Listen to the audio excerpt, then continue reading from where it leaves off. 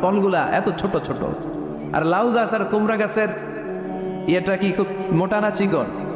চিকন হয়ে এরকম বেড়ে ওঠে লাউ গাছ। লাউ গাছরে দিল আল্লাহ এত চিকন করে, ফল দিছে এত মোটা। আর এত বিশাল বড় বট গাছ, এটার ফল হলো এত ছোট। তো আল্লাহরে গালি দিতে দিতে কোন সময় যে ঘুমাই গেছে নিজেও জানে না। হঠাৎ করে নাকের মধ্যে ছটাম করে বট ফল পড়ছে একটা, লাভ দিয়ে উঠছে, নাক দিয়ে রক্ত বেরোয়া শুরু হয়েছে। রক্ত মুছতে মুছতে মনে মনে ভাবে, আসলেই তো আমি বড় একটা উল্লুক্কা পাঠা।